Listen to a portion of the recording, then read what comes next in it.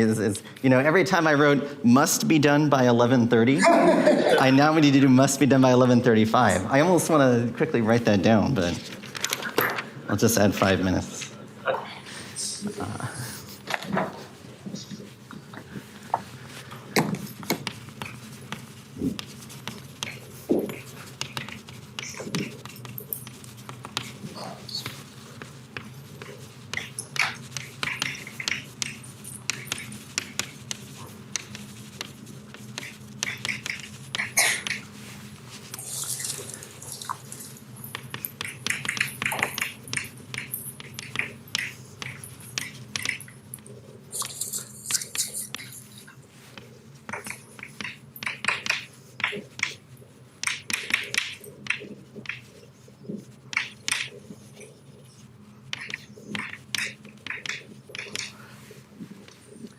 Everyone can read that?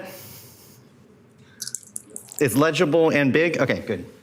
All right, yeah, so I'm Matt Heydeman. I'm a postdoc at Harvard. And the title ended up being sometime at like 10 or 11 o'clock last night, the title became Towards a Microscopic Model of Near BPS Black Holes. I'd like to thank the organizers for giving me the opportunity to speak. And before we begin, I just want to make probably 3 comments. So the first comment is that I gave this talk probably 3 or 4 weeks ago, and it took 5 hours. So what I decided to do in preparing this version is to delete 4 out of every 5 equations at random, and we'll see how that goes. Just a laugh, just like a ha ha ha, that's very funny. Okay, yeah, the next comment is that I told myself that I would never do a Blackboard talk again after this experience. And so then I uploaded all my notes to ChatGPT and tried to have it create slides for me automatically using all my cool fonts and transitions and template. And I wasted a solid day just trying to do that. And then I just gave up and said, well, I'll just do the chalkboard. And the final comment now concerns the title of the talk. So as you can see, I use the words towards. And by using the words towards, I'm off the hook for presenting any kind of concrete, conclusive result. I'll instead produce a family of results, a family of models of increasing complexity, and we'll head towards a microscopic model, in particular for ADS5 cross S5 black holes, but I won't give a concrete answer, and certainly not something we can solve, but you can compare it with some of the things that Yiming talked about in his talk, and then Anna will give a model in the, I guess it's the next talk after lunch, a model that is a little bit in the same flavor as what I'll ultimately get to, but will be solvable, and she has some very nice results for that. So I'm really presenting some old work from 2022 that is interesting for various reasons, involving the SOIK model and its supersymmetric generalizations, and then this work in progress, which is sort of the towards direction. And also, by using the word near BPS, it means that I'm also off the hook as to writing down some precise, exactly solvable, no indices, no Q cohomologies, n equals 4 super mills, but in principle, that stuff is relevant for what I'm talking about. Okay, great. So now that I've said all that, our motivation is to study either flat space or ADS black holes near extremality. So we've seen this picture again of the cigar, of inverse temperature beta, and this is a picture of a Euclidean black hole. And if we want to study, let's say, correlators of simple operators around this background, we might first, for instance, take the true extremal limit, where we send beta to infinity, and then this thing basically looks like the upper half plane. So this is something like exact rigid ADS2, and if we have some scalar field, and we have some scalar field at time t, then the usual ADS CFT dictionary says that we should draw the geodesic for this matter field propagating in the bulk, and then the 2-point function will be something like a power law, right? This is the ADS CFT dictionary in a nutshell. That's what we would want to do. But there turn out to be some problems with this approach in ADS2. So if you try to actually solve classical equations in this background, you find that the scalar field back reacts on the metric and it messes up the ADS2 boundary conditions. So, and one can make this more clear. If we go to finite t, so we're not an exact ADS2 anymore. Now we're back on the disk. So here I started with the cigar, and then I said, well, low temperatures we have this ADS2, and I'm saying if we go back to finite temperature, then the correlator looks something like this. And the picture that we have in mind is that while I can write this geodesic in the bulk, there will be back reaction on the metric, and that will cause the metric to fluctuate. And so this was the problem that Kataev essentially solved in his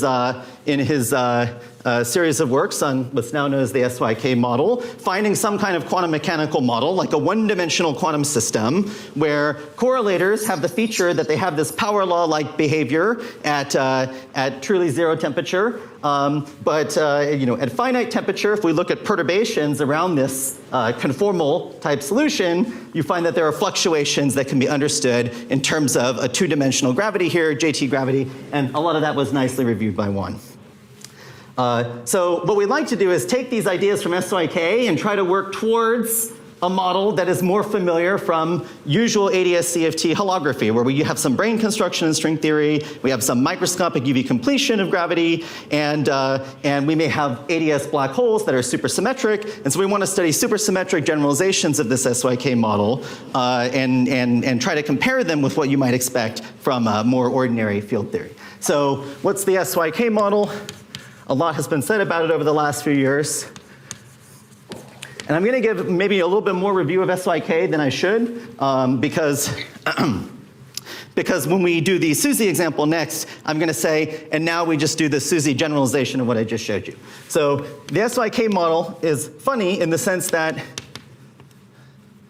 I'll just do this.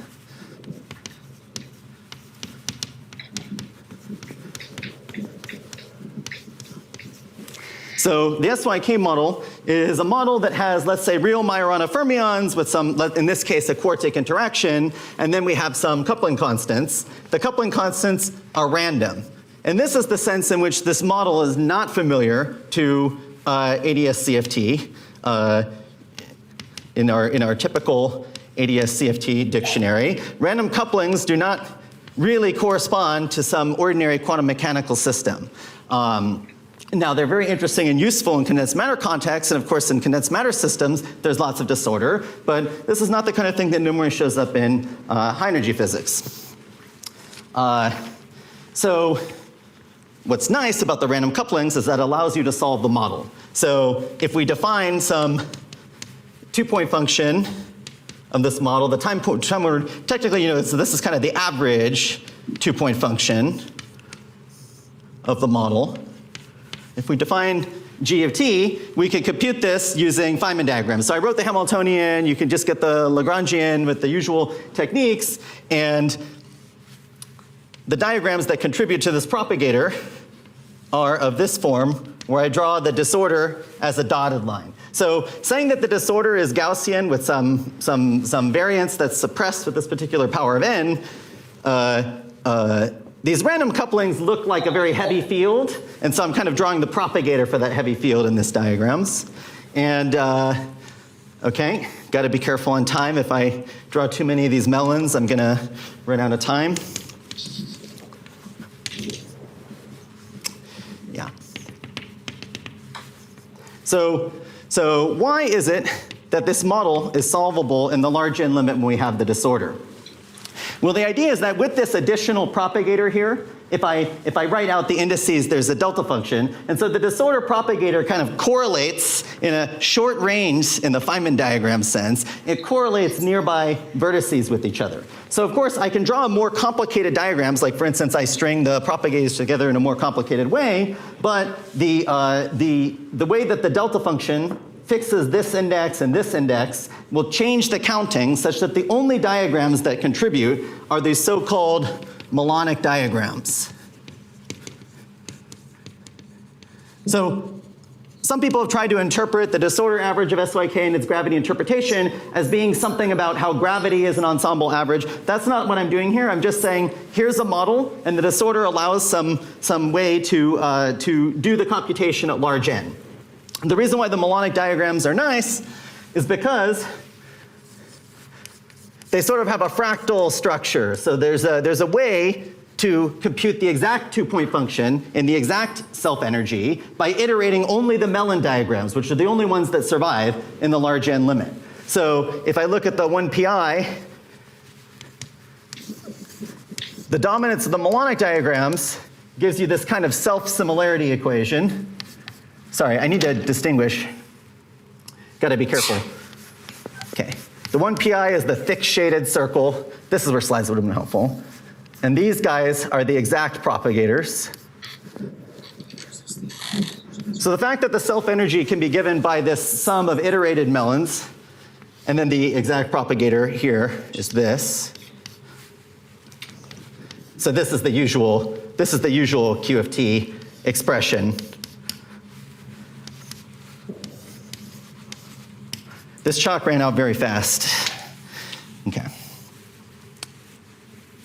So this equation implies that the self-energy, as a function, let's say in the time domain, is j squared g of tau cubed. And this equation in momentum space says GW is equal to -1 over I omega. So here's the free part, and then here's the geometric series that I've drawn pictorially for the self-energy. So this is nice because normally there are a lot more diagrams that contribute, and I can't use this like fractal structure.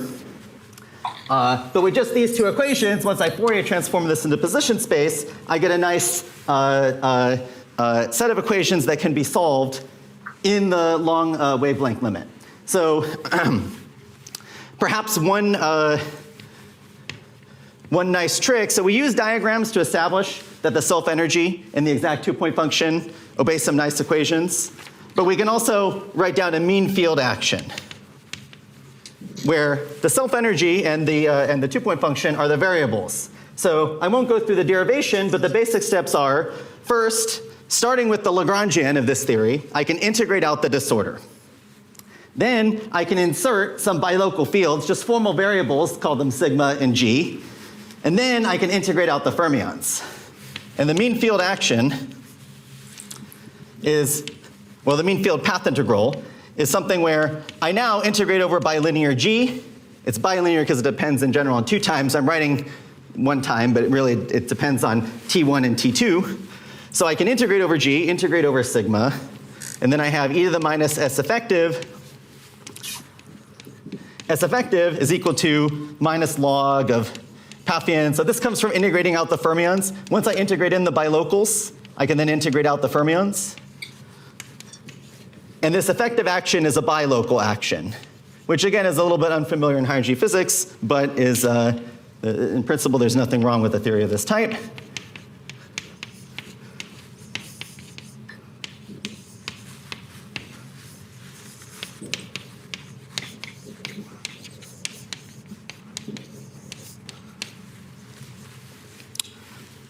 And you can check that the equations of motion of this will reproduce the equations of motion we got from diagrams. So now, the sense in which this theory has a conformal solution in the sense that correlation function, so this is G here, will be this power law dependence. The sense in which this theory gives us that is if we take the long wavelength limit. Can I go over here, or are we too far over here?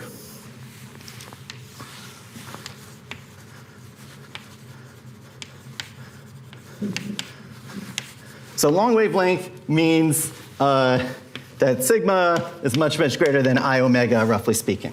So this is a limit where down here in this expression, basically the free propagating fermions are small compared to the interactions.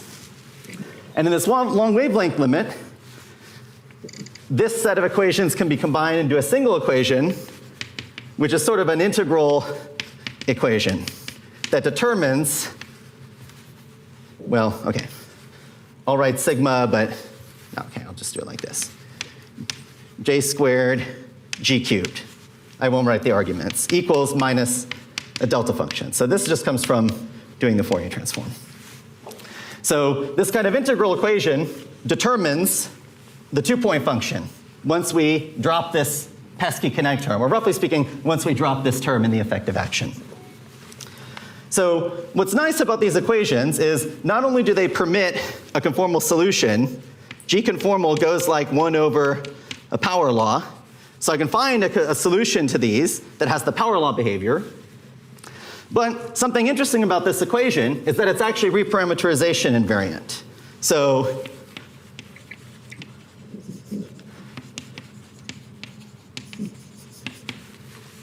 in the sense that if I take any solution of this equation, or, well, if I take G in here and do a reparameterization of the form, G goes to, all right, I'll write tau 1, tau 2, goes to f prime of tau 1, f prime of tau 2, G of f of tau 1, G of f of tau 2. Standard formula for reparameterization. Oh, I should put a delta here, delta and delta.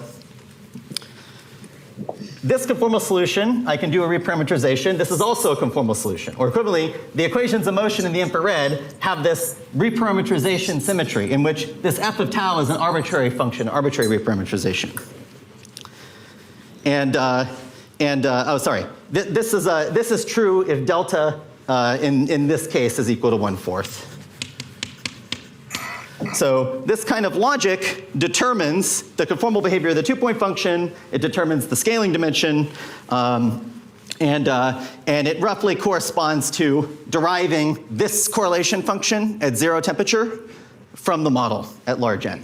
So somehow we pass to the fundamental UV variables, the fermions, to these large n variables. These are kind of like the bulk variables intuitively, and then we solve some classical equations of the bulk variables, and it determines the two-point function. Okay. I'm now 3 minutes over my time, even with the 5-minute shift. Now, the full theory has this kinetic term in it that we dropped to find the conformal solution. And once I include that kinetic term, the reparameterization symmetry is gone from the model. And I can ask, what's the leading correction away from this conformal limit? And this was described by Kataev in his talks and worked out about as carefully as you could ask for in the famous Maldacena-Stanford-Yang paper. And skipping all the details, so if I take this classical action, if I take this conformal solution and plug it into the action, I get some number for, let's say, the partition function, the thermal partition function. I could just evaluate the on-shell action of my solution, and I get some number. And then if I ask for what are the low energy fluctuations, corrections near conformality,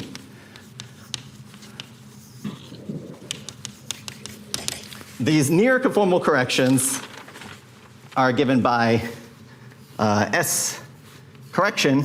S is an action, not an entropy here. S correction will go like integral of dt of the Schwarzian derivative of f of tau.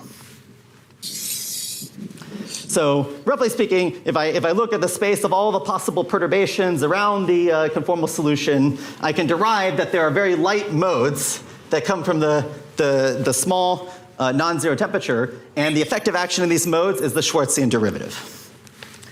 And this is related, of course, to JT gravity, where you have this disk and you have this fluctuating boundary, and this boundary is some f of t, and then I integrate over all the f of t's, and this path integral, integrating over all the f of t's, modulo the global conformal transformation. So the reparameterization symmetries are lost once I turn on the finite temperature correction. The reparameterization symmetries are lost, but the SL2R symmetry remains.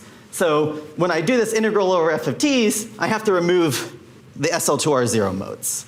Once I do that, I can evaluate this path integral exactly, and I'll get some density of states which agrees with the numerics of the model, which looks something like this. So this is rho of E, and this is E. So this is the microcanonical density of states. And this is interpreted as the spectrum of a near extremal black hole. Okay, so this is nice, but one puzzle is that, of course, in string theory, we have lots of examples of exactly extremal black holes. And there's the well-known Strominger-Vafa result that the entropy of near extremal black holes reproduces the Bekenstein, the entropy of exactly extremal, let's say supersymmetric black holes, which are examples of extremal black holes. The entropy of supersymmetric black holes is very large, because on this plot, I didn't show you that this was the S Bekenstein-Hawking. So it seems that in this toy model of SYK, and its sort of JT, putative JT dual, at very low energies, so at extremality, the density of states is going to 0. So there's a big mismatch between the Bekenstein-Hawking formula and the results that come from this model of ADS2.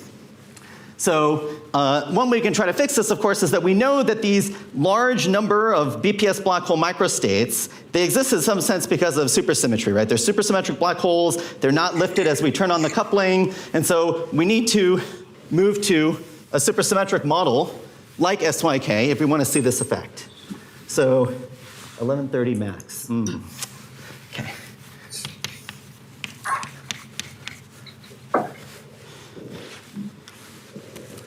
So let's do a SUSY generalization. So this was by Fu, Gayotto, Maldacena, and Sachdev in 2016. So we're getting there.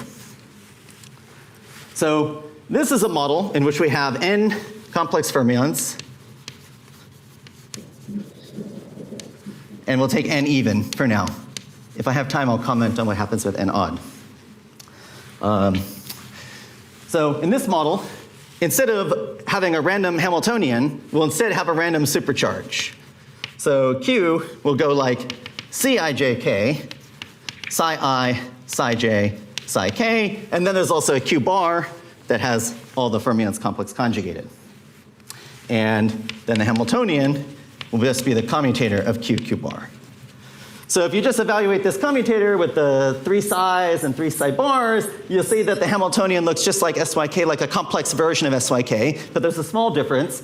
The difference is that rather than these quartic couplings Jij being random Gaussian variables, instead we have the couplings will be like squares of these more primitive couplings.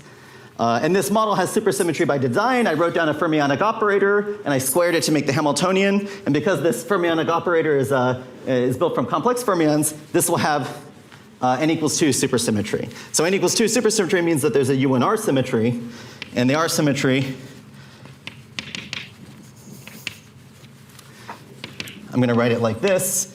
QR equals 1 over 3 sum of over j, psi bar j, psi j, minus n over 2. Okay, for the experts, the n over 2 is different than the convention Yiming chose. So in this convention, BPS states will all have R charge 0 rather than having R charge scaling with n. But it's just a constant shift.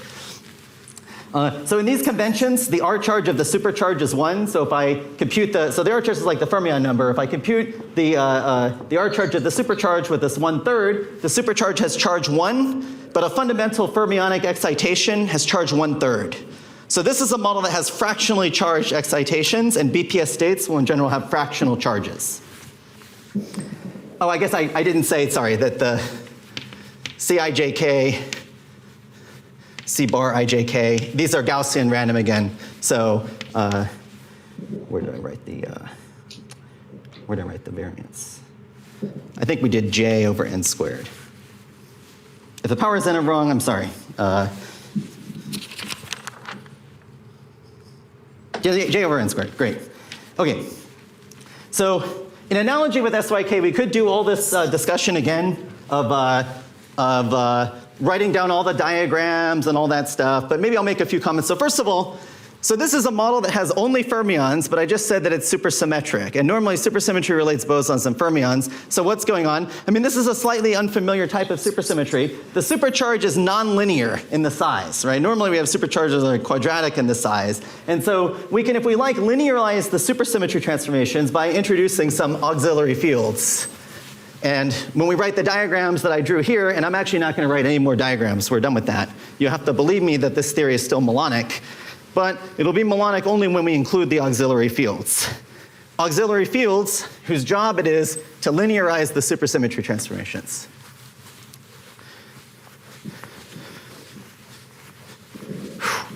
Need a bigger eraser. Also, kind of, heater is a little bit high, huh? Yeah? The full black hole geometry, what does that fluctuating mode look like? Because the boundary, like there is no real boundary, right? It's at the asymptotic. I missed the first part of the question. In the full black hole geometry, what does that mode look like? In the full black hole geometry, what does... Martian mode. Yes, yeah, so this is like some toy model of ADS2, but you should think of, and this is Euclidean, right? So this is the Euclidean time circle, right? So you should think of this as a small fluctuation of the horizon area. This is the radial direction, right? And then time is this way. And so what I'm saying is that the metric, the near horizon metric has a radial fluctuation. Yeah, but you have to that sum over boundary these there things. on ADS2, but there is no real boundary. Like it goes all the way up to asymptotic infinity. I mean, I'm asking if you just write fluctuations about this background for black hole, it should correspond to some graviton mode, right? Oh yeah, I mean yeah. To be clear, I'm right. Yeah, sorry. This was something that was kind of covered in Juan's talk, so I didn't want to spend too much time reviewing it. But you would interpret this mode as a mode of the 4D metric. It's a specific component of the, let's say, 4D metric or 10D metric. It's a specific, GTT mode of that metric. Maybe can I make it? Yeah, you should. Yeah. Recently in a paper with Rangamani and Kolanowski, Rakic. What Matt said is correct. If you want to write it, but the only catch is that if you want to write it in the full geometry, you need to do numerics to glue it properly to the asymptotically flat or ADS or whatever region. Okay. So what he said is true. You just need to, if you want the actual profile of the mode everywhere, you can do it numerically. Yeah. Right now, this is kind of a toy model of ADS2, and I know we're going towards microscopic models. So for the most part, I'm trying to stick with field theory, and gravity interpretation is something that comes out at the end of the calculation after a bunch of approximations. Can I ask? Yeah. So this is just curious. So what is the maximum number of spot symmetry that can have this SYK? Great. Yeah, that's a great question. I was going to touch on it at the very end. So one can try to write down an n equals 4 model. So to be clear, I don't know if anyone tried n equals 3. No? Okay. Anyone trying n equals 3? So n equals 4, one can write down a version of n equals 4, and I believe that Juan and Anna and Vladimir have a n equals 4 SYK-like model. But with 4 supercharges, one of our conclusions from the 2020 paper, and I think it's loosely supported by Anna's paper as well, you should comment if I'm saying something wrong about your paper, but when you have more supersymmetry, I can try to introduce more fields and stuff like that. I usually get scalar fields that have higher derivative corrections. With the fermions, I had these first order derivatives, and it becomes harder and harder to find a conformal solution. And it may be that the conformal solution is like unstable at low energies. So even for 4 supercharges, it's not totally clear if a model of this type has a JT type mode. Now, you can write down n equals 4 JT gravity that we did in 2020, and we solved that. But beyond that, I'm not sure. I wouldn't necessarily expect more than... Is that kind of no-go theorem or... We presented it in the discussion and conclusion section of a paper from 6 years ago. So I would not call it a no-go theorem. And there are models that have 4 supercharges. But if you're looking for this kind of gravity behavior, I don't know if one exists with 4 supercharges. There is a no-go theory if you want even more than 4. Oh, yeah, sorry. Xiaoyi briefly talked about in his journal club that if you want more than 4 supercharges, we proved a no-go theorem with Xiaoyi, Shi, and Joaquin. That was the subject of one of the journal clubs. Yeah. Okay. Okay, so maybe in the interest of time, I'll just write down what the Lagrangian looks like when we integrate in some auxiliary field.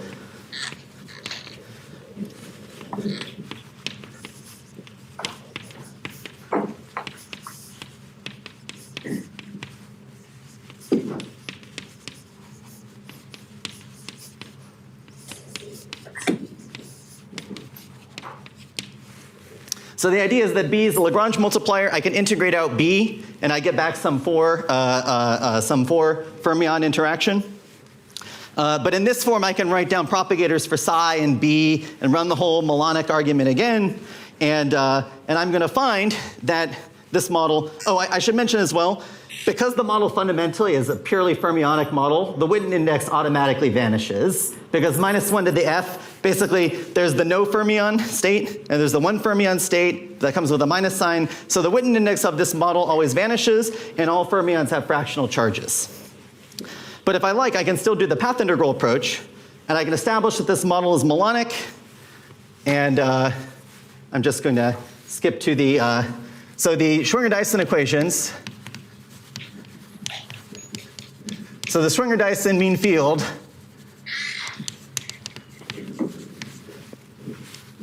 have a conformal solution. I'll say a superconformal solution.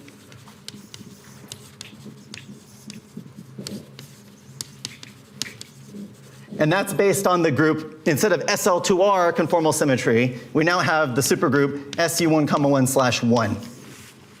So this is an extension of SL2R. So SL2R is the first part. U1 is the U1R symmetry that I'm describing here. And then there are additional fermionic generators. So you can write down a two-point function for this psi and B that transforms into itself, a pair of two-point functions that transform into themselves under these SU111, right? So the superconformal solution has this symmetry, but it also, the equations, the IR equations, have a, I'll say local SU111. So there's a super, n equals 2 reparameterization symmetry. I'll say n equals 2 super reparam symmetry. This chalk is really, I'm burning through this fast. Super reparam. So these super reparameterizations, you can ask what is the effective infrared action? Similar to this derivation that I didn't sketch here. And this will imply, so the effective theory is the n equals 2 super Schwartzian. Okay, so I'm just sketching. With Q equals 3. So Q was the 1 over the R charge of a fundamental fermion. So this theory is very nice. So this kind of has it's like JT gravity coupled to a U1 gauge field coupled to gravitinos. And the spectrum, similar to what I drew over there, is this kind of thing. So here's again the density of states as a function of the energy. And in my charge convention, all the BPS black holes have charge 0. So there's a large degeneracy of BPS black holes, and then there's this chaotic Schwartzian-like behavior. So this is great because this is similar to our paper in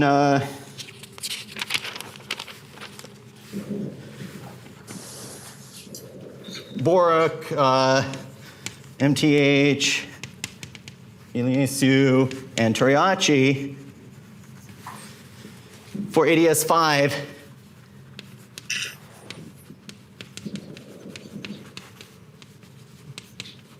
So we essentially argue, more or less convincingly, that if you take the CCLP black hole in ADS5 cross S5, and you go to the near extremal limit so that you have this long ADS2 throat that appears, the set of fields that remain light in this near extremal limit is exactly the fields of n equals 2 super JT gravity, and you can quantize it and get the super Schwartzian theory. But there's a bit of a catch because I said that the index of this model vanishes in SYK.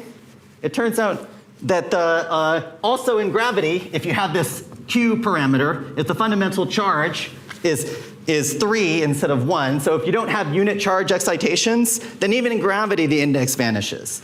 So actually what we found was that the black hole in ADS5 cross S5 has Q equals 1. So I've been putting off what this Q parameter is. The supercharge has Q equals 3. But you can consider generalizations of the model that have Q equals 5, 7, and so on and so forth. You can take the large Q limit, you can take the double scaled limit. And so this SYK model that was developed here, well, it has this nice sort of gravity interpretation. It does not match, even in the infrared. Obviously, n equals 4 super mils doesn't look like this, but even this simple SYK model, it has bad properties. The spectrum of BPS states is bad, and the index vanishes. So what we did was we cooked up a model that has Q equals 1, and it has flavor symmetries. And as was briefly mentioned by Yiming in his talk, this new SYK model that has multiple flavors, it also has some notion of fortuity and things like that. I'll be discussing what happens to the conformal solution in this Q equals 1 model.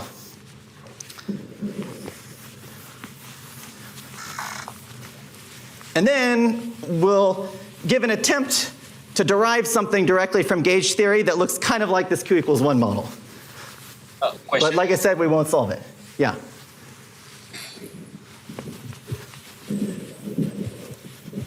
Sorry, this density of states, is it for n equals to 2 model?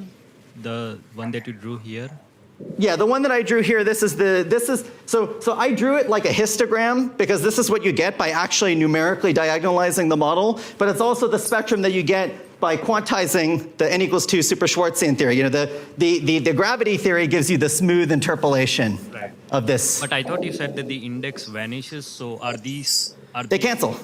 They exactly. I drew the degeneracies. If you just, this model has a bunch of BPS states, and I think as Yiming mentioned, they're all fortuitous states, and it has a large number of them, but they come with opposite signs, so they cancel in the index. Okay. Yeah. But in n equals to 4, they don't cancel. In n equals 4 superring mills, they don't cancel, and I think we had like 5 talks about how it doesn't cancel, otherwise everyone would be writing 0 on their slides. But it's a good question because, yeah, it looks like there's a bunch of BPS states here, right? So this is some fine-grained information that we care about, right? I mean, the degeneracies match something like Bekenstein-Hawking, but you know, the details of the BPS spectrum don't match. It would be nice to have some kind of model that's solvable, that has a non-vanishing index and has some properties that are more similar to gauge theory. It gives us an idea of what to do in a more realistic model that's not disordered.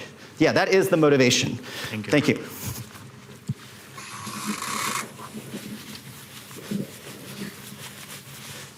Oh, okay.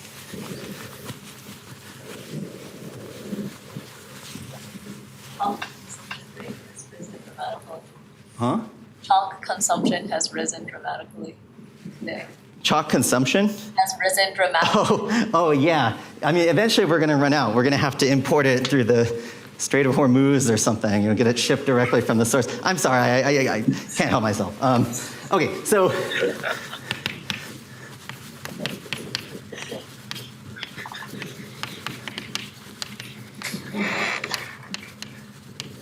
So this is like Q equals 1 type model. So this was the, yeah. So I want to emphasize that the reason why we wrote this model is not because we like writing down literally random models, but we wanted something that was more realistic to the gauge theory. And so this is a model where we have 2 types of complex fermions and the same kind of supercharge. Oops, sorry. Chi.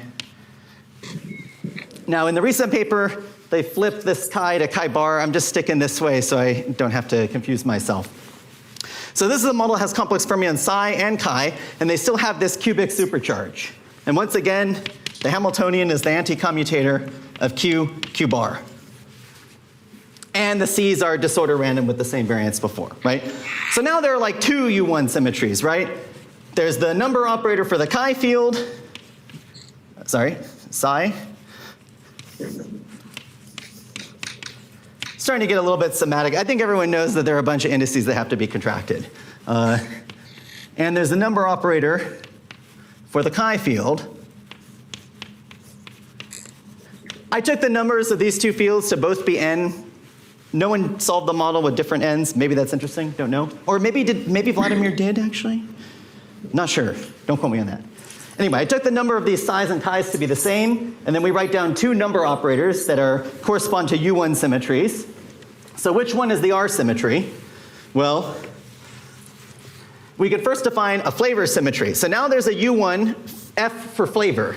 And the U1 F for flavor is n psi minus 2n chi. So this is chosen to be the U1 that commutes with supersymmetry. It's a flavor symmetry if the supercharges are not charged under it. It's just a global symmetry of the model. And then the R symmetry, this is something that I'm probably not going to get to discuss in a huge amount of detail, but the R symmetry is n chi, and this will assign R charge 1 to the supercharge and R charge 1 to the chi fermion. In principle, you can actually add any multiple of the flavor charge, and this thing still satisfies the definition of an R symmetry. This is familiar for people who are big into SUSY gauge theories.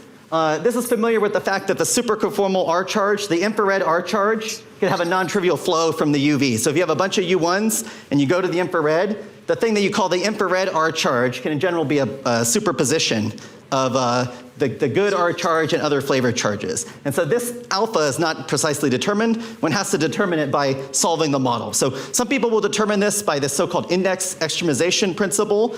We can determine it by the exact solution of the model in the infrared. So this is a specific number that you don't get just from what I told you so far. Now, this is, as I described, this thing is, the supercharge has R charge 1, and the chi fermion, basically fundamental fermions have R charge 1 as well. This model has a non-vanishing Witten index. So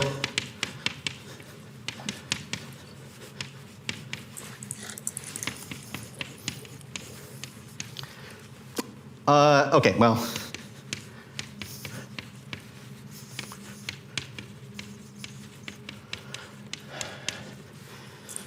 I think we probably all know what the Witten index is at this point. And we'll introduce a flavor fugacity Y for this flavor charge. Yes? Do you introduce similar auxiliary fields here? Oh yeah, don't worry, we're going to get there. Maybe I should actually just write that down. Okay, the Witten index is non-zero. You can compute it with one line. It grows like e to the n. Okay. All right. So we can go ahead and write down the Lagrangian. I can just write it in superspace.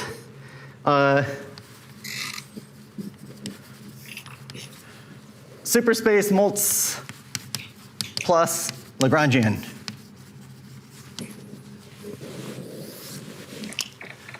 So in superspace, we introduce a complex variable theta, and we write down some Fermi superfields.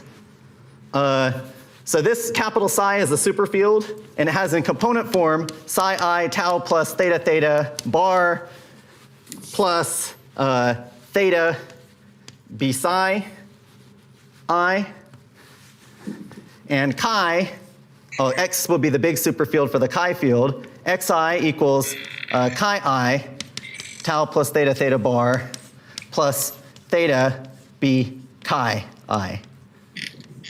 Okay, so we integrated some auxiliary fields like you were asking, linearizing the supersymmetry transformations, and we can collect them into 1D n equals 2 Fermi multiplets.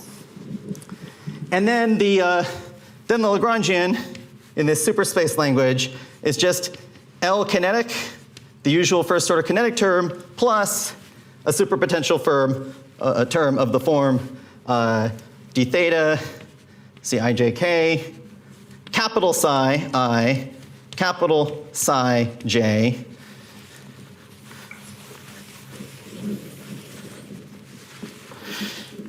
wait.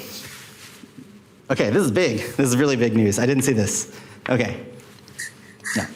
So when you expand this out, you once again get various cubic interactions between the various auxiliary fields and the fundamental fermions.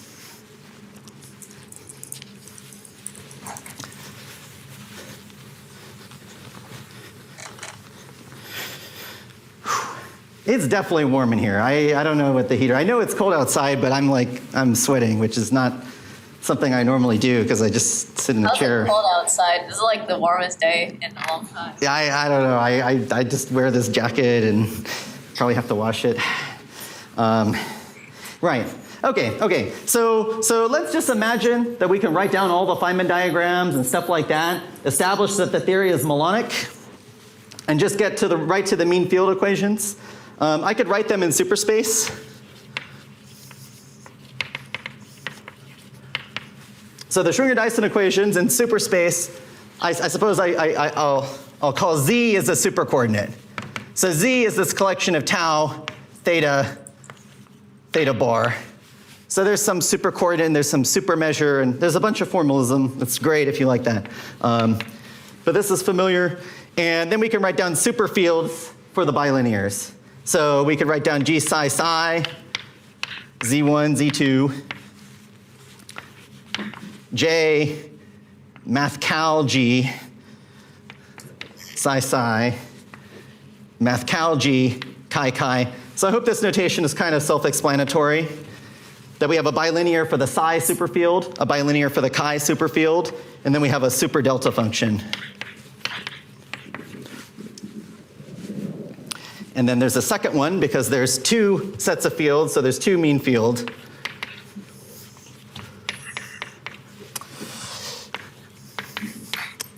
Maybe if I have to get on my knees, I'm not doing it right here.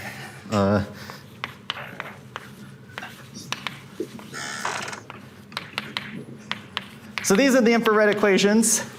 And you can trust me when I say that these infrared equations, despite having two fields, have, once again, these have the n equals 2 super reparams. So by writing it in superspace, you could write the reparameterizations in superspace as well. So this is, again, this local SU1, 1/1 with Q equals 1. So this model has a non-vanishing index. It has the super Schwarzian with the right charge spectrum, and it's infrared. We established that this model has the n equals 2 Schwarzian in the spectrum as well by a detailed calculation. And then we write the conformal solutions and we check them and stuff like that. But because there are now flavor symmetries, so this QF is in the game, this also has plus local U1 plus Suzy flavor reparams. So by flavor reparameterization, I just mean I act on G with a U1 flavor rotation, which I also can write in superspace. That's why I wrote U1 plus Suzy. So this has a bunch of local symmetries, and it's suggested, conjectured, dual in the sense I described to n equals 2 JT plus some super BF. This is a guess. We're not sure. If someone knows how to solve this, let us know, because we've been talking about it recently. Okay. So, huh? Yeah, like a U1 super BF theory. That's a guess. We don't know. We know that the local flavor symmetry exists in the field theory model, but we don't know exactly what its effective action is, and so we don't know exactly what the gravity description should be. You might imagine if you're doing black holes in higher dimensions in the grand canonical ensemble, you have a bunch of U1s floating around, right? And when you go to the ADS2 region, some of those U1s may remain light that are not just the Schwarzian mode. And then there's a guess, this is a guess as to what it might look like, but we're not sure. Sorry, yeah.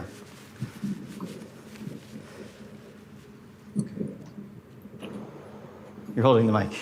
Right. I can't continue in G. No, go ahead. Go ahead. No, you should ask. You should ask. No, let me think about it. Okay. Yeah. The gravity argument we gave for ADS5 black holes required, from the gravity point of view, going to ensemble, where we fixed almost all the charges except for a single U1, which is the U1 that's inside this SU111. But this model on its own, when you just use grand canonical for all these symmetries, the field theory model looks like it has extra propagating fields beyond the Schwarzian theory. But we don't know exactly how it looks. Okay. All right. I should connect to one final point, and then I'll be very fast about n equals 4 superunion wells. Okay. Behind schedule always.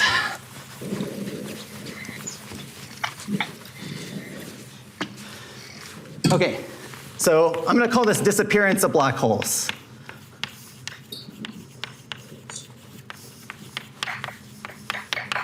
So I said that there's a conformal solution, a superconformal solution, and I said that there's this Schwarzian mode and possibly other stuff that describes the low energy perturbations around the conformal solution. But what we can do is we can study the model at non-zero mu. So this is the potential for QF. Maybe for concreteness, I'll just call this potential for n psi. But this is a stand-in for the flavor charge. And so the conformal solution, so chemical potential, I don't have time to review exactly what it does, but it deforms the equations in a simple way, and it deforms the conformal solution in a simple way. But the conformal solution itself only exists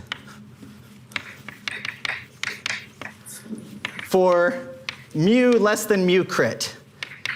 And mu crit is some algebraic equation. It's a simple algebraic equation that depends only on the charges and nothing else. And in pictures, if I write down the scaling dimension for the psi and chi field as a function of this mu, so this is the scaling dimension, what happens is that the delta psi goes to 0 at some particular mu crit, and delta chi goes like this. So what happens is that some particular value of the chemical potential, one of the fermions hit the unitarity bound. The conformal solution is no longer legal. And what we can interpret is that after this point, if psi doesn't have a conformal two-point function, there's no ADS2 anymore. So the picture is something like this. Q crit is a function of Q. So on one side, we have the cigar, and we have a nice two-point function that has a power law behavior. The entropy you can show is order n, and the G is tau to the minus 2 delta, so that's all the properties of the conformal solution. And then over here, we have something. Here, the entropy is of order 0, and G is something like a massive two-point function. So what we interpreted was this is some kind of phase transition that if you crank up one of the charges too big, all of a sudden the black hole ceases to exist and you go to some other phase that we didn't understand. And one of the things that I was very excited about seeing the paper by Yiming and Chiming is that they seem to interpret this kind of phase transition in terms of moving off this sort of fortuity slice. So it would be nice to understand that better. You can explicitly show that the entropy stays of order n until right when you cross Q crit numerically, and then just rapidly goes to 0. So this looks like the model moves to some different phase that doesn't have a horizon anymore. Okay.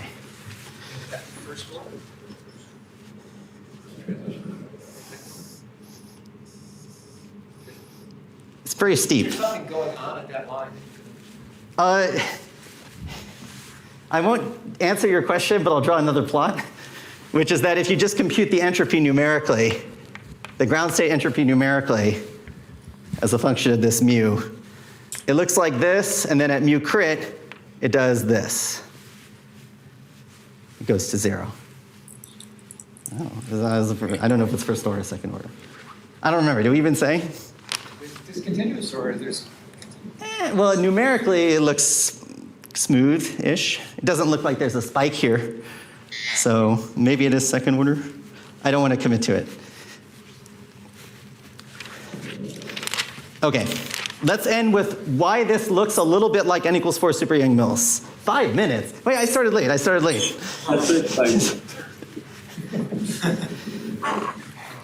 And I got to slow down. I had to make jokes about the room temperature and the chalk and stuff. I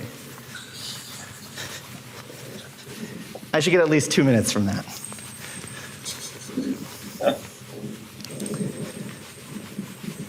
Okay. So I'm going to have to be very brief, and this is the upcoming work. But on the plus side, because it's not published yet, it means that I'm not giving too much away. But people who are curious about the model that I'm about to introduce a little bit, Anna's talk will be very interesting, because she'll have a version that is less complicated, but completely solvable and very nice. So I'm going to write down a model that we don't know how to solve, and I won't even write down the full thing, right? Let's do n equals 4 super Yang-Mills on S1 cross S3 with a bunch of background fields turned on. So we're going to put rotations, all the ones that appear in the index. The rotations and arch symmetry potentials will be turned on. And let's just see what we get. Let's just do a dimensional reduction. So And I think that several people have done similar kinds of calculations before, so this won't be too unfamiliar. The difference is that we choose the background fields to be the boundary values of all the bulk gauge fields corresponding to the CCLP black hole.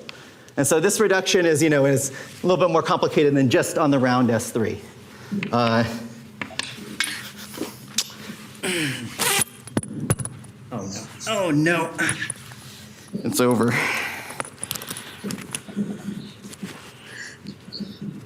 Is this the right volume?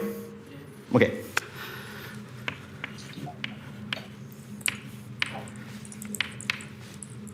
This is not the round S3, it's the one that has angular momentum J1 and J2. And so we start with a metric of this form, and the idea, physics idea, is that the low T is the same as a small S3. And this was also used in many papers in the past. So the claim is that you get some 1D QM with n equals 2 SUSY. It's very similar to a paper by Benini, Sultani, and Zero Zhang from 23. But I think it's maybe a little bit simpler than what they wrote. So should I write the action or should I write the derivation? 5 minutes? All right. I gotta write something about it. Come on. All right. L equals trace of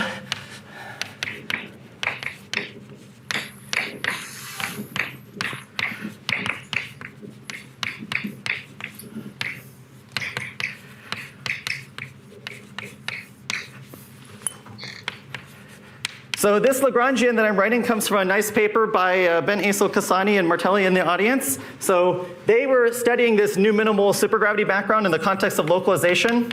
And actually most of the things that I write will be more or less coming from their paper. So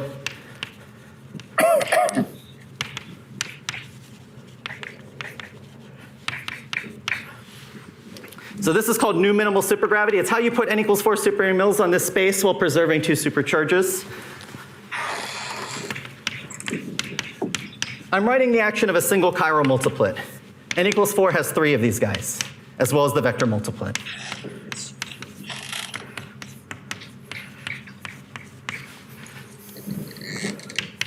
So the background R symmetry connection is something like this. And then the new minimal background connection. So this is some supergravity formalism to make SUSY close. Something like this. So these are some background fields that you would derive by studying the ADS5 black hole. So what you do is you take this Lagrangian, you put it on this space, so you choose the metric to be this metric with the rotating sphere, and you use these values for the background R symmetry connection and the background new minimal connection, and you expand everything in the appropriate Kaluza-Klein harmonics. And this will be the last. I'll just write the result of all the harmonic expansion. And this is not the full theory. This is just a piece of the theory.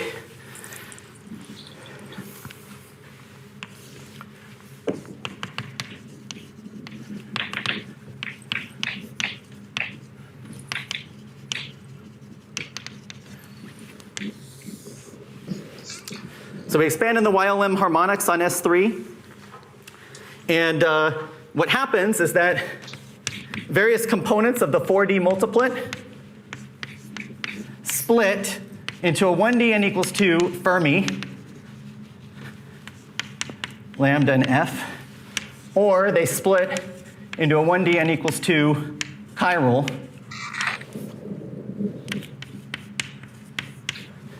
So this one is if the mode has m equals minus L minus 2, and this one is the mode that has m equals L. So in general, you have an infinite tower of Kaluza-Klein harmonics on the sphere. But what happens is if you only want to study the massless modes from the 1D point of view, they arrange not into these long multiplets with more fields, but they arrange into short multiplets of n equals 2 type. And I'll just write the Lagrangian will be L kinetic, and we can also add a superpotential. So So I guess I'll add the superpotential here. So superpotential will be trace of epsilon. If you need 3 chirals to get this to work for n equals 4.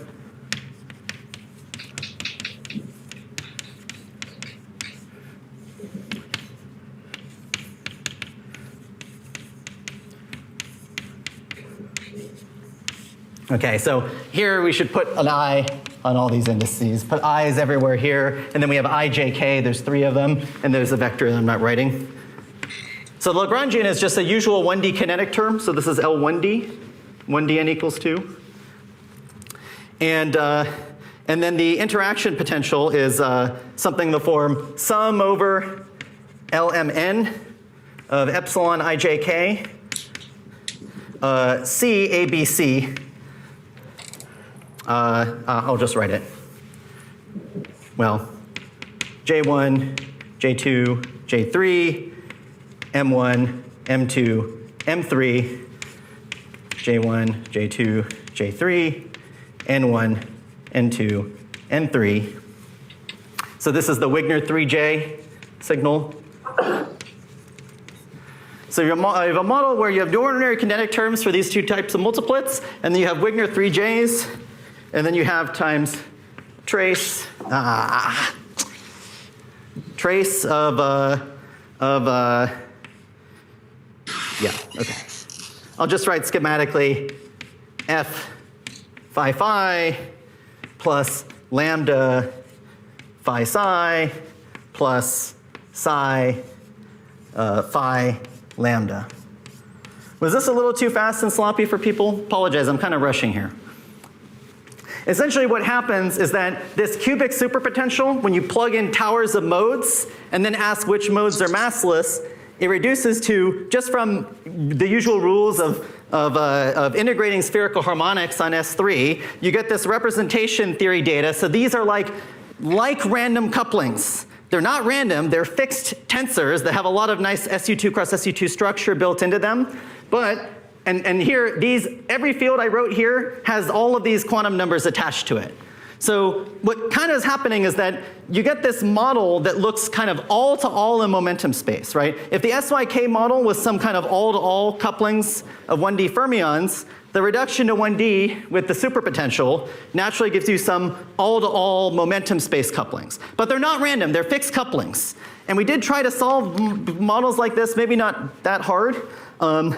But it is basically, it's exactly these 1D chirals and 1D Fermis, they're exactly the same things that showed up in the SYK model. But this does not appear to be melonic.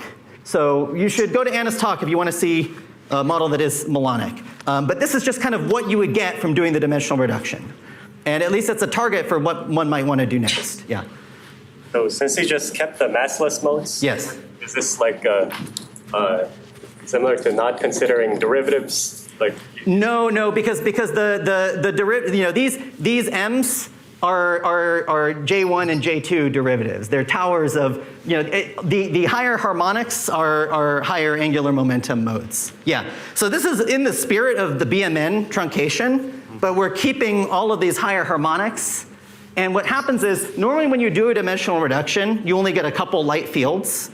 But because of the supergravity background that's turned on, they're actually an infinite tower, potentially infinite tower of very light fields that have complicated interactions with each other, right? So if I put, 2, 2, 2, if you put different quantum numbers here, it's saying that modes of different numbers of derivatives can interact with each other in this cubic way. So this is a complicated, matrix SYK without disorder. That's the kind of thing that one gets. And I think other people have studied some similar models, so. And what was the effect of this introducing these background A and V to, does that twist a Hamiltonian to a BPS Hamiltonian or something? Yeah, no. So what I should have written is one more equation, which is that we can introduce this little phi equals beta over 2 pi I.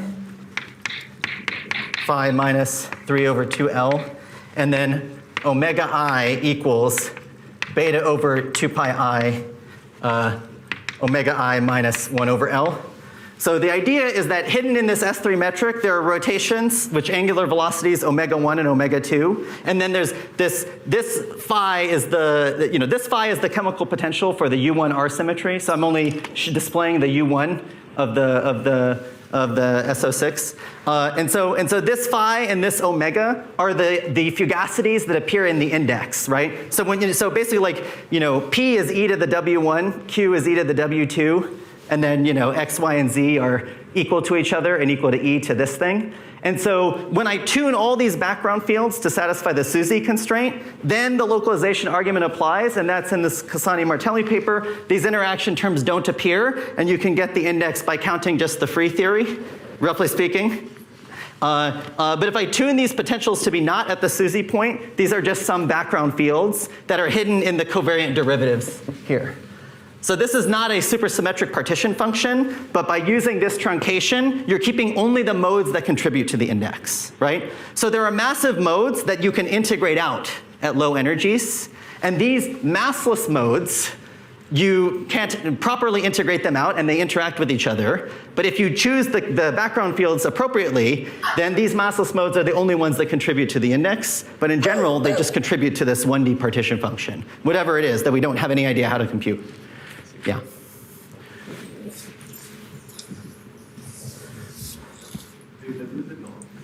Huh?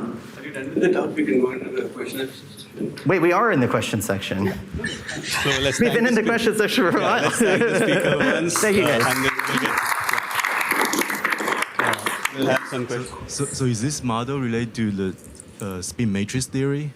Yeah, it is somewhat similar to the spin matrix theory. The difference is that, essentially we've written it in such a way that it organizes things into the 1D n equals 2 with cubic interactions, which morally looks like some SYK model, except it's not disordered and they're n by n matrices, right? So it seems like you need some combination of what they said in the spin matrix theory, kind of what Yiming was trying with these matrix generalizations of SYK, and then what Anna has with the 3J type interactions. It seems like you need to combine all these ideas. Like I said, this is towards, this is not, but it is similar to their spin matrix. Do you mean the same model but written in a different way, or is it a different model? So the background fields are different than what they turn on, right? So I mean, looking at their paper, I couldn't find a way to make it look like this. Whereas if we use this paper here, but actually do keep the interactions and don't put SUSY boundary conditions, you get something that looks kind of like matrix SYK. So maybe it is the same as spin matrix theory in disguise, but I couldn't make it look like that. Maybe we should discuss it. It's not published, so maybe Yeah, I have another question. So Yeah. if I do further truncation of this model, do I get BMN? So I have not tried that. I suspect the answer is yes, but I'm not sure. I'm not sure. We deliberately didn't try that because we did want to keep all the tower of derivatives as well, because there is a concrete holographic theory that we have in mind. I mean, maybe it's impossible to solve this model, right? But there is a concrete holographic theory that we have in mind that is not obviously related to the dual of BMN. So, yeah. But I bet the answer could be yes, yeah. I have a couple of quick questions. Yeah. One is that in a follow-up paper with Zohar Komarkovsky... Okay, to be honest, in your follow-up paper, that's where I got this from. But it had so many authors, I was going quickly, so I didn't write the names. I apologize to those authors who are omited. No, but just to understand the reduction. So there we reduce the chiral multiplet and n equal 1 chiral multiplet? Yes. On a background, and then we obtain a quantum mechanics, and then we compute the SUSY-Casimir energy. Absolutely, yes. So this is a similar reduction, but for the full n equal 4 theory, that's the difference. So I only wrote the chiral, right? The vector one can do using the same techniques. L kinetic is the chiral that appears in your paper with Zohar and DiPietro and yeah. Okay. Yeah, that is in your paper. Yeah. Okay. L kinetic. And the interactions follow from reducing the interactions terms, etc. Yeah. Another, just a curiosity. So here you are choosing the S3 to be round, if I understand it right, plus, and then you have the mixed terms in that represent the rotation in the matrix. Yeah, so we started with S3 with the rotations, and I didn't explain this super carefully, but then we do a diff to absorb them, and so the kinetic terms here have covariant derivatives that have this stuff in it. So we started with the full rotating S3, but we use the round harmonics by performing a diff, yeah. Okay, so morally you're reducing on the boundary S3, right? Yes, yes. But shouldn't maybe somehow the S3 that is at the horizon play any role? That is, if I take the ADS2 times S3... This is one of the questions that's not answered by what I said, which is, where does the SYK model or SY matrix, non-disordered SYK, whatever, where does it actually live? Does it live near the ADS2 region, like in this picture? Implicitly when I drew this picture, I had the idea that, you have ADS2 and the SYK lives at the boundary here, right? But here, this Lagrangian, it lives at the ADS5 boundary, far away from the black hole. Yeah. And so then, but the idea was to start with a theory where we had a completely known holographic dual and try to massage it into something that looked like a many-body quantum mechanics. So this theory, in principle, lives far away from the black hole. Yeah. I wouldn't know what to do if I was using the bulk in any way, right? It's kind of hard to change the bulk besides just using the geometry of the black hole. Yeah. In holographic normalization, you would think that as you go to lower energies, you're kind of capturing what's happening deeper inside. Thank you. Great comment. When I said that we throw out the massive fields, all the masses are proportional to the inverse temperature. So as you go to the low temperature regime, you focus on only the massless fields.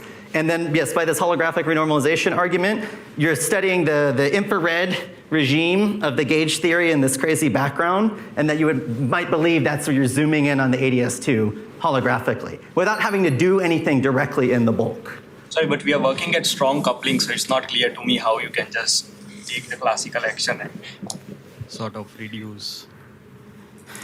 I agree that everything I did here was a bunch of classical formulas. Yeah. But the first half of the talk, we solved a bunch of things with strong coupling. So, you might hope that some of those techniques... SY super Young-Mills section and... I'm sorry. First was I thought gravity. Huh?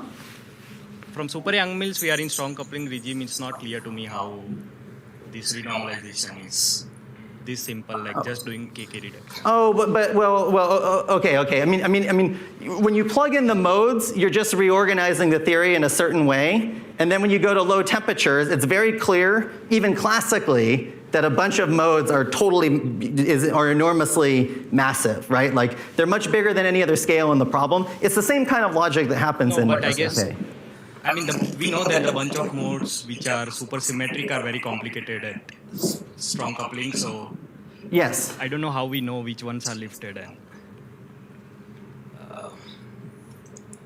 Yeah, I also don't know. Yeah. I'm just saying that the heavy ones, if you have very low temperatures, the heavy ones should be irrelevant. Yeah. He's not saying that the modes which are irrelevant from... Not saying that the free theory is a approximation. It's just that this is the Lagrange and then you need to... Yeah, this is the model. I don't know how to solve it, but in principle, this captures the things that should be relevant in the extreme infrared regime. Yeah, right? Also, one more question. Sorry. Was that in the paper by Benini? I guess they had the zero modes which came from Landau levels. Yeah, there's no magnetic field here, but when you put rotation on the S3, there's a centrifugal force that basically turns this into a Landau problem. Same spirit as their paper, yeah. Thank you. Yeah. Go ahead. Did I understand correctly that when you tune phi and omega to these particular values, you're doing one of these index computations? Oh, this is where they get me. 3 phi, I think there's a 3 because there's a 3 here, equals 2 pi I. If you choose this SUSY constraint, this puts you on the, or maybe plus or minus 2i, this puts you on the so-called second sheet of the index. So this is the same as -1 to the f with second sheet boundary conditions. Okay. Yeah, so yes. One thing that we probably will do, besides just write down the formula like this, is at least show that the index is reproduced by this formula. But in principle, it's kind of already done in this paper from over 10 years ago by Cassani and Martelli. And Zohar and Di Pietro and long author list. But yeah, so. Right, so So you're sort of softly breaking supersymmetry, or are these marginal deformations, or what? Well, these are choices of background fields. This is a background field. Yeah, we're just saying consider gauge theory with this background. When the background satisfies some constraint, the theory becomes Q exact, and you could do the calculation by localization in 4D, or presumably localization in this 1D quantum mechanics, once one includes the vector. Yeah. So what? But you're trying to argue that you're capturing some kind of infrared degrees of freedom. So can you quantify in terms of these parameters phi and omega what the mass scale is? Yeah. So I did not write L kinetic terms in the interest of I was like really racing here at the end. But L kinetic contains covariant derivatives for all the modes twisted by these phi and omega. Okay. And so what happens is when you choose phi and omega to satisfy some particular condition, it is the same as having -1 to the f, where you interpret -1 to the f as a background connection that assigns all fermions a minus sign and bosons a plus sign, roughly speaking. Yeah. And then what is not hidden in L kinetic is the mass terms, and I didn't write the mass terms because I wanted to just get to this part, but for any mode that doesn't satisfy these two shortening conditions, there are mass terms, quadratic terms, that are linear or quadratic in beta. And remember that the low T limit is like the large beta limit, so these become massive fields that in principle one should integrate out without too much harm. The ones that I tried to include here are only the fields that don't have masses that scale parametrically with the inverse temperature. It doesn't mean it's right. It's a kinematical argument, that there's a kinematical suppression of a lot of the junk in this theory. And even what remains is still complicated, yeah. But you're putting n equals 4 Yang-Mills, so the n equals 4 Yang-Mills Lagrangian in flat space has non-normalization theorem, so... Yeah, well, yes.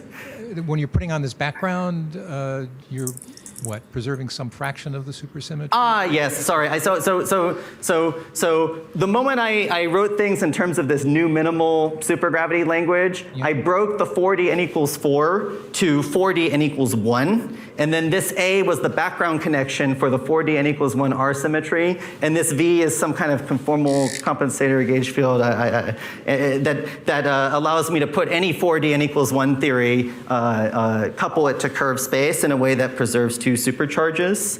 But I didn't, with the boundary conditions, I didn't demand that I preserved SUSY at the level of the partition function. Okay. So I kind of coupled the gauge theory to background fields in a way that could preserve SUSY if I wanted to, but then I declared that I don't necessarily want to, and thus the interactions can't necessarily be removed by localization argument.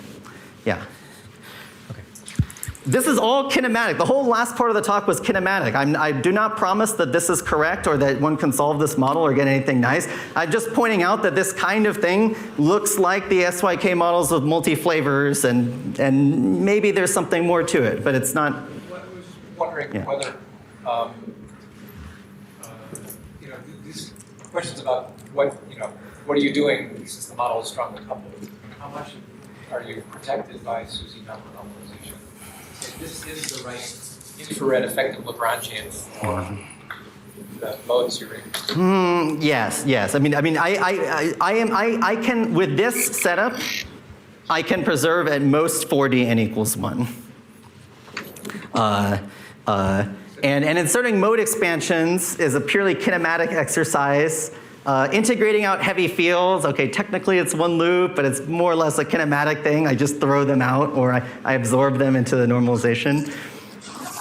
What's protected? I'm not sure. I mean, here I am explicitly keeping all of these interactions. In the interest of time, we'll break for lunch and come back at 2 p.m.